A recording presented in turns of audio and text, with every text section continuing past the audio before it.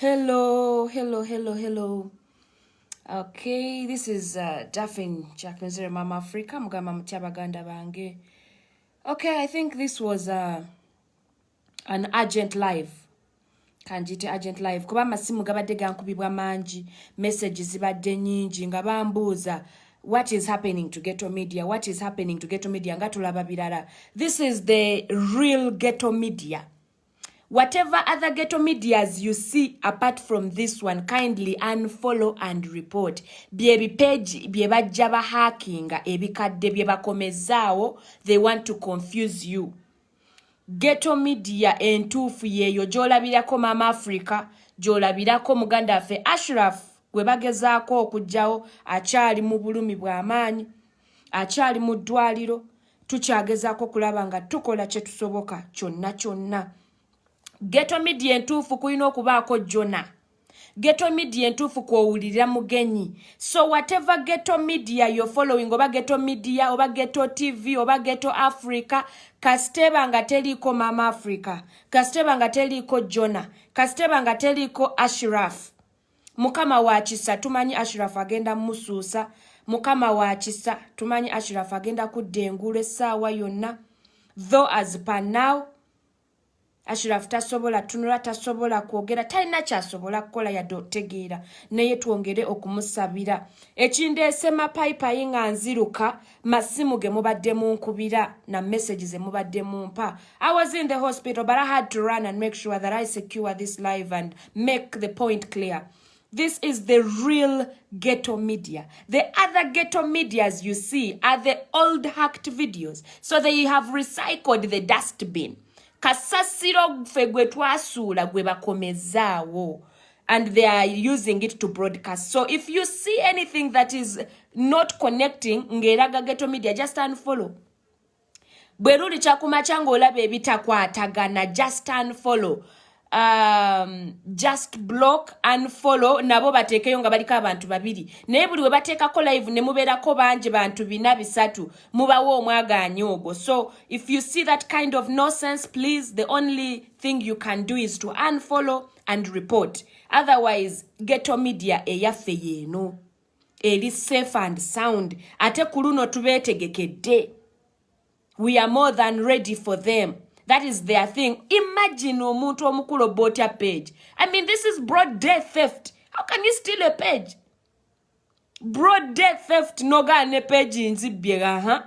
You know, this is the game they do best. So we're not surprised at all. But my message today to all our followers, to all our comrades, thank you for the concern. Thank you for the phone calls. Thank you for the messages. Thank you for the inquiries.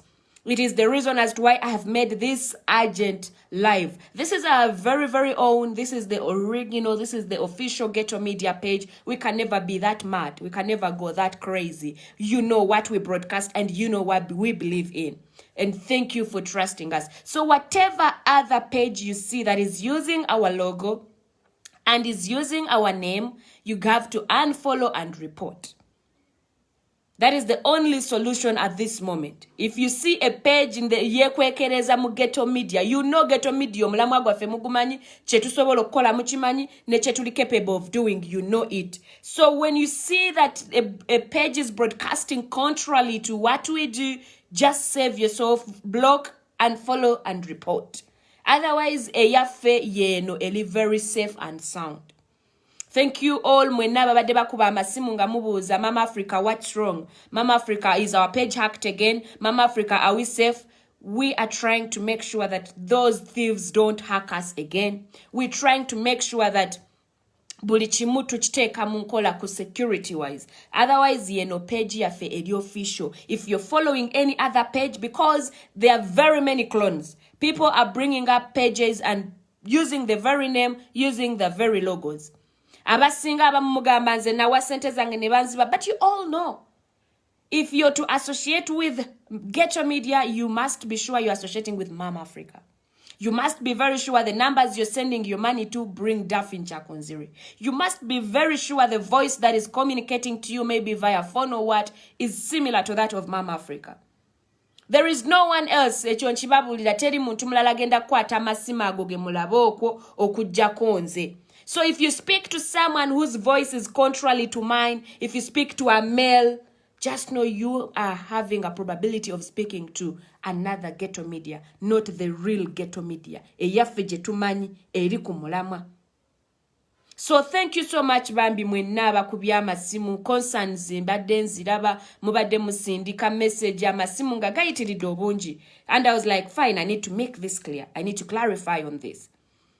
Because ne ghetto media mutumanyi, it's rare to make a live ne tubeera mu bibiri bisatu. So you just know definitely that is not the genuine ghetto media. The real ghetto media, you have to look at the 3 characteristics. 1, numbers. The telephone numbers zonna ezaffe muzimanyi. Kasitogenda ku page nga tekuli 0776 411 543 eri manyaga Daphine Kyakunzire manyoli wafu. Even on Twitter, they have been swindling people's money. They have been impersonating and cloning ghetto media too much. And some of you have fallen victims. Wake up. Bannaye namwe mubeere balabufu. Mubeere babufu ffe tuzaliddwa mulembe omwagulanyi. You need to be sharp. Temukiriza kubafera bya kisiro. Osobola okulaba ekiri original n'ekitali. Osobola okulaba ekiri real n'ekitali. So temukiriza kubeera baweewe. Temukiriza kubafuula bazolo. Okitegeera. Ku Twitter abantu bangi mufeleddwako najjano nemba wa link ya Twitter entuufu. Nemba wa link ya YouTube entuufu. So why do you accept to follow a culprit? Bw'olabanga ekintu tokitegeera niwe buli kyakumakya ng'olaba ky'otategeera, just unblock and follow. Respect what you feed your ears. Bw'olabanga si by'osaanidde okuwulira, just block and unfollow. If you're not expecting that at a certain point, at a certain platform, unfollow, you know. Otherwise, for ghetto media ngaffe, we are so much humbled and we appreciate. Support messages zonna ze mutusindikira. Okukungubaga kwe mutusindikiro kwa Frank and the quick recovery messages for our brother Ashraf Banange. We cannot pay you enough apart from being royal. Tetulina kye tusobola basasula. I'm telling you the truth. This is not about money. This is not about stomachs. This is not about favors. Fe kubana fenna bali ku ghetto media teri n'omu alina ku kipande nga yeesimbyewo. Ekintu kye tulwanirira kiri beyond money. We cannot be bribed. We cannot be corrupted. We cannot be bought off. What we are fighting for is a price that is not even anywhere compared to money. Tewali n'omu asobola kutugula. Those that were easy to be bought off were bought off. The rest of us, it's not just about money. We think beyond that. That is why we are paying an extra price. That is why we still have our brother Ashraf fighting for life in the hospital. Otherwise, singa yali afa ku lubuto lwe singa naye yali anagenda nakuta naddayo. Okitegeera. But for us, what we're fighting for is of a price that is beyond money. No amount of money can pay that price apart from change itself. We cannot easily be bought off. Yes, they've pulled down our pages several times, not once, not twice, but we still say we're not giving up. We must stick to the truth. We must complete the mission. We must run the train until the final destination. We can't be bought off. We're not rich. We don't say, Faba singo bugaga, but at least we are contented with the little we have. Akatini ketuina keko kasitaka banga ka mikono mitufu. We cannot accept bribes at the expense of fellow countrymen. Man cannot live by only bread. So njagala mubeere bagumu. Ghetto media twasalawo. Abali basobola okugulibwa n'okutunda emyoyo gyabwe bagitunda ne bagenda. The rest of us know what we want. It is a mission we must fulfill. A mission that we cannot easily give up on, even when we are nursing our brother in the hospital, even when we are from burying a comrade. Because a mission is a mission. Mulutalo omujasi bw'afa tubuuka mirambo ne tweyongerayo. Onagambye get a blue tick banange tukoye fake pages. It's not as easy as you say. Otherwise, singa buli omu alina blue tick. If it was as easy as going to the supermarket and buying it, then everybody would have a blue tick. But if we don't have, then that means it's not that easy. We also need it. We try our best. So it's not as easy as just texting on the keyboard, get a blue tick. If it was as easy as going to a supermarket and purchasing a kilogram of sugar, trust me, we would have bought it. We would be having it. But I want you people to know that the moment we are in is very trying. However, the only option we have is to be strong. This is how is Ashraf, Mama Africa. Not good. Not good. Not anywhere good. We still have to keep praying for him. We don't know when he's going to start talking. We don't know when he's going to start seeing. He spent over 6 hours in the theater. We still don't know if it was a successful operation because we've not heard from him. He cannot speak. He cannot see. He cannot eat. He has to get fed through the tubes. And that is the price we are paying. We're not paying a price of bribe at the expense of fellow countrymen. That is the kind of price we are paying. But as Ghetto Media team, we are standing together in solidarity with our brother. We're not letting him be alone. We're not giving up. And we tell you that we're not giving up on servicing or broadcasting what you people need to say. Tuli bagumu. Ogwo gwe muwendo gwe tuyino sasula. Si muwendo gwa nguzi. Si muwendo gwa kulya munsi yaffe rukwe. Si muwendo gwa kukusa mbuto zaffe at the expense of fellow countrymen. That is the expense. That is the price we are paying. This is good enough. You always update us. Let's move on with what you tell us and we keep it moving. That is it. They hack those pages and pull them down. It's so funny. I mean, it's that easy. Come up, wake up, create a page. I mean, it takes no penny to create a page. But then it takes really quite a big amount of money to hack a page. So you sit down and you're like, how do these guys think? It takes nothing. I mean, it takes nothing apart from your data of 500 MB and your phone to create a page. But then it takes quite a lot, also money, to hack a page. So these people would rather spend and still hack and use it after than just waking up, use your own idea, start up a page and broadcast whatever you want. I mean, this is a republic. You have a right to support whatever you want.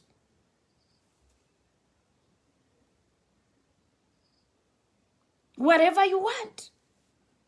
Nay, this is where you find people najana hacking and then after they start to use the pages later on.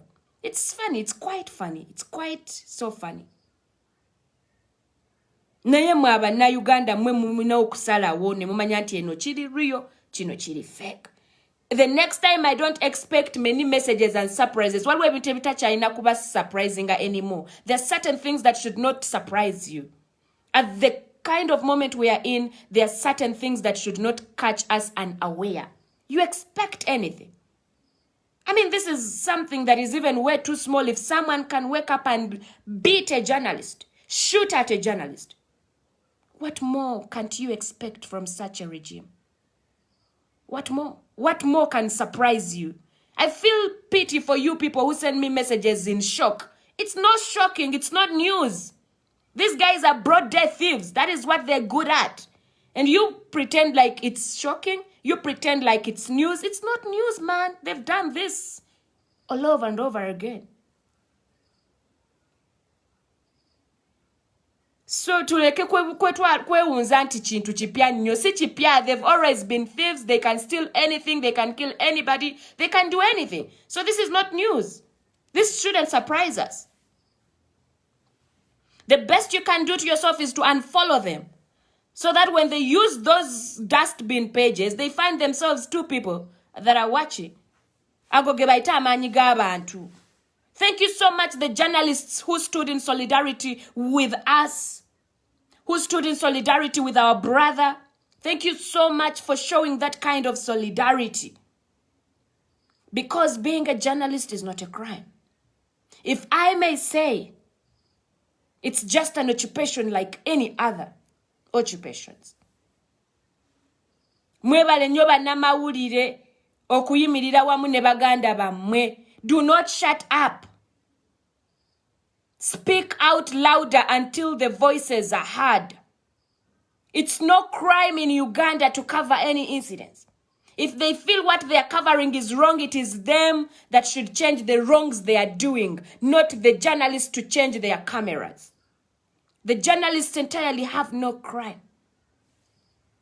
If they feel they are ashamed of what they are covering, it is them to change the actions, not the journalists to change the cameras. But Namawulide, I see very many artists, so many of you people that call yourselves celebrities and influencers in Uganda so dumb as if you're seeing nothing that is going on in the country. When your time comes, we shall too keep dumb. When your time comes, we shall also keep dumb. We shall shut up. This is the time to stand together in solidarity for all the injustices that are happening in Uganda, not as a political party, but as Ugandans. At this moment, we shouldn't start looking and thinking as NUP, as FDC, as DP. We should start thinking as Ugandans. You don't have an idea. Today it's shot at Ashraf. Tomorrow it could be your child crossing to buy sugar. The bullet hits her or him. Kubagana masasi tegasosola. Onotia gasi tayauza.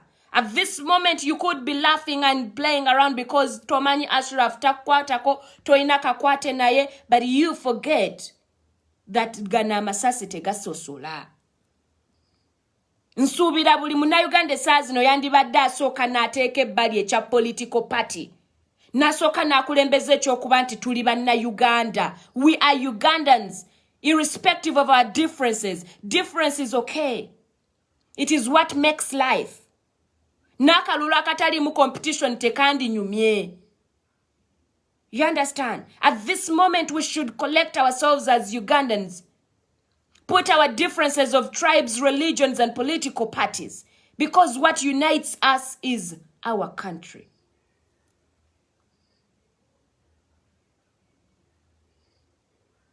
Chinzo okuba kyatuse wa Ashraf. Naye ate sasero linzo okubuuka Ashraf next time nerikwata mwanawo, muwalawo, baawo, mugandawo. Abadde asala oluguudo okugenda okukola ebirala nga talina campaign trail. And very, very many people have got injured in this period. Ngabamu tebabirinako.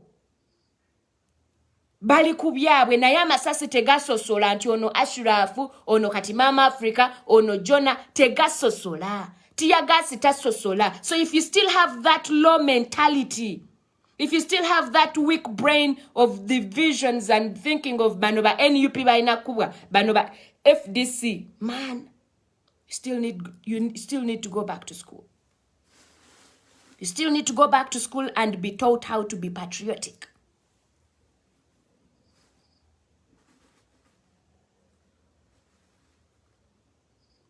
Zine ensonga ezigenda mase sawa zino tezina kakwate na NUP.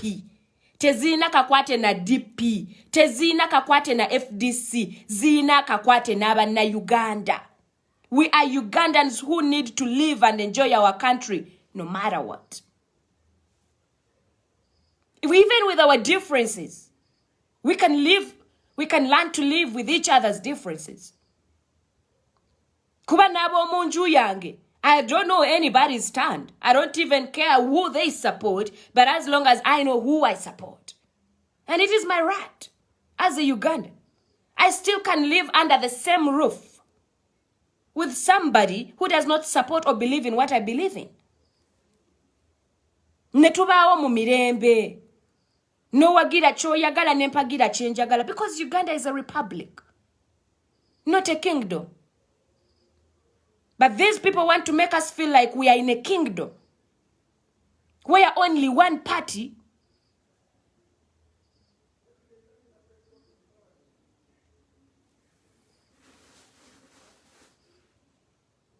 this is Sami Kabagoza. Yeah, thank you so much. That is the only solution. That's the only solution here.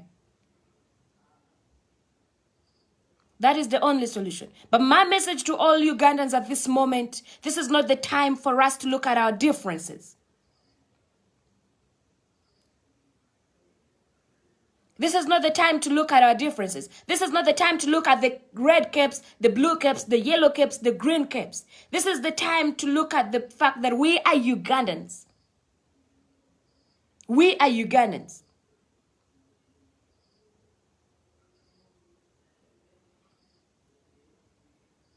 waliwo ekintu ekituukawo nga mu kiseera ekyo we don't need to look at religions, tribes, colors and what, but put Uganda as a priority. The people that are saying are securing your future, are they securing graves' futures? And then you look at someone and say, I'm securing your future. Yes, Papa, you're securing my future. Do you want to secure it when I'm dead? Do you want to secure it when you're killing me? You have no idea. Bano ba Ashraf Jwakubanti muba manyi mubalaba ku frontline. You have no idea how many people are losing lives.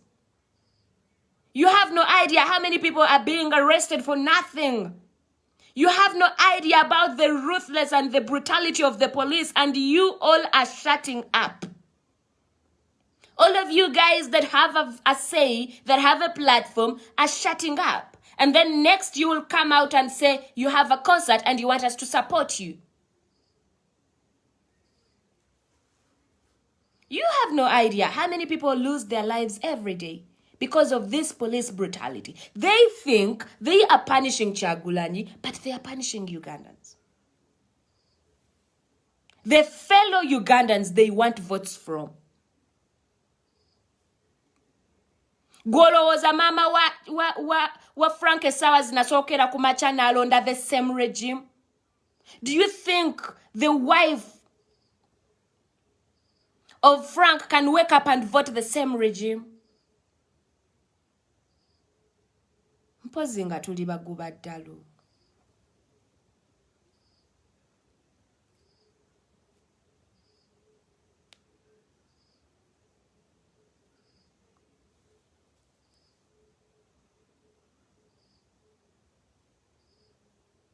Jackson Lumu, thank you so much. That is the only option. Ghetto media ntufu, yeah, no. If you don't see me, if you don't see our numbers, if you don't see Mugenyi, if you don't see Jonah, because for quite a big time we're not going to be having Ashraf on the camera. It saddens us.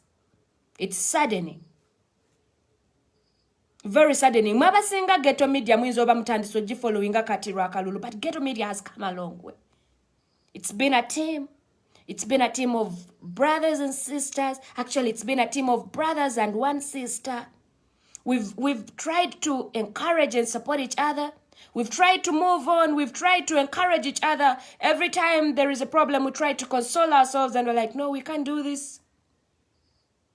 And at this time, one of our comrades, Ashraf, cannot talk, cannot see, cannot say anything. Naina mwe muchimanyi nti taina musango. Muchimanyi taina mundu jaina. Abasinga mumanyi Ashraf taina musango. In that hospital bed he's lying on trying to fight for his life. You know he's not a criminal. And the real criminals are moving in the country freely when our husbands, our brothers, our sisters are being arrested and tortured innocently. Innocent lives being killed and buried. Nolabo muna Uganda ngavayo asala musango.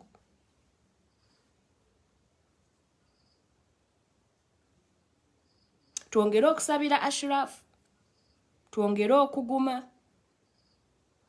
Bw'olaba nga batandise okulaga ebitakwatagana ku pages ebazze babba unfollow, amaanyi g'abantu ffe tugayina.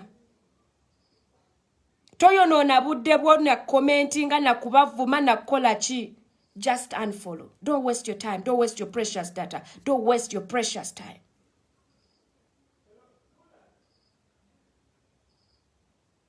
Just unfollow and report and block. Page nyingi zebazze babba ezimu bayinza ozikyusa amanya naye nawe beera mu buufu. Bw'olaba kasasiro just unfollow, block and go on.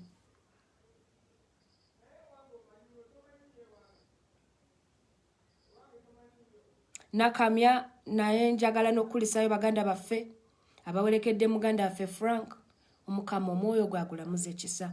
Twongere nnyo okusabira Ashraf ate ye gwe tukyalinawo nga tujjanjaba. Mukama akyatuwadde ekisa nti tujjanjaba.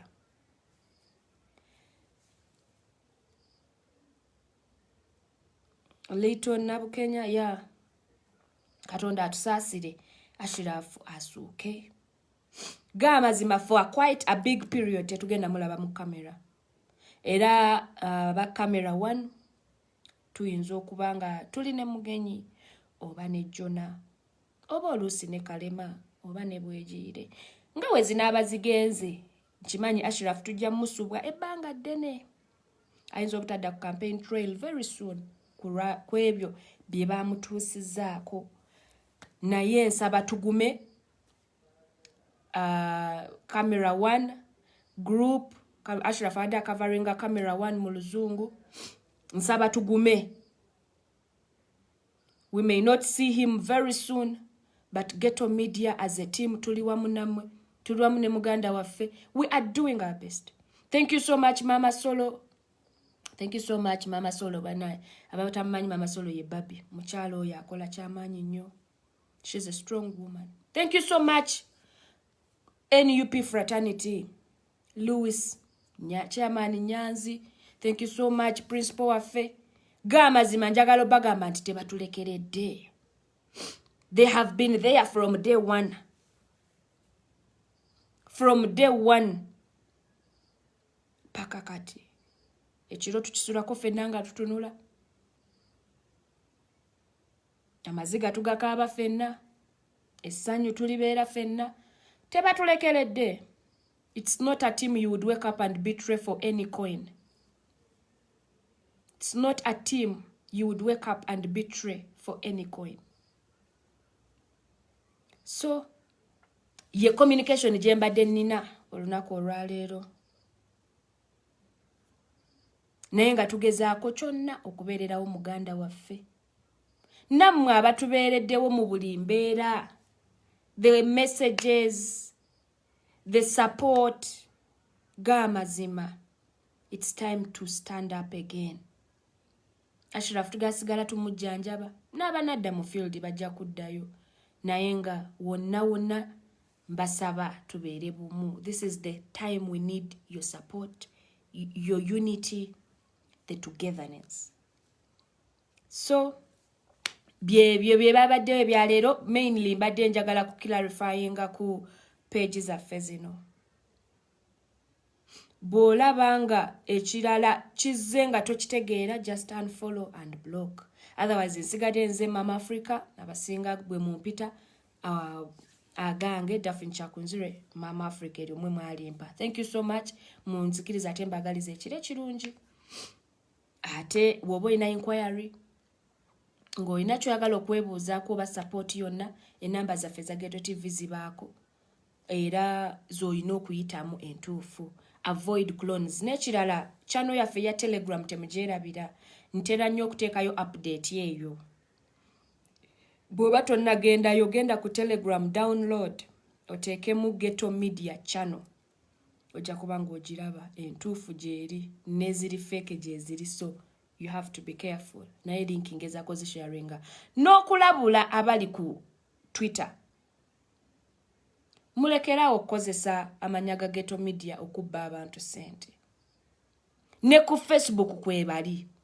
But we cannot have the right to delete those pages. Gwe omulabi wa Ghetto Media, gwe ayina right okwanfollowinga. Nomanya nti eyo si yaffe, eyo si ntuufu. Omuntu ayina ekigendererwa ekirungi nga kirambulukufu tasobola keera ku maca n'akuloninga Ghetto Media. Era jateekawo erinnya lye naye ateekeyo broadcasts ze. Naye ekiraga nti intentions ze endala za kubba na kufera ayina kukozesa linnya lyaffe. So nammwe mwebereremu baganda bange. Mbagala nnyo, mbagaliza ekiro ekirungi era nga mbagamba nti the struggle continues. Zigadeze Mama Africa. I wish you a good night. Bye bye.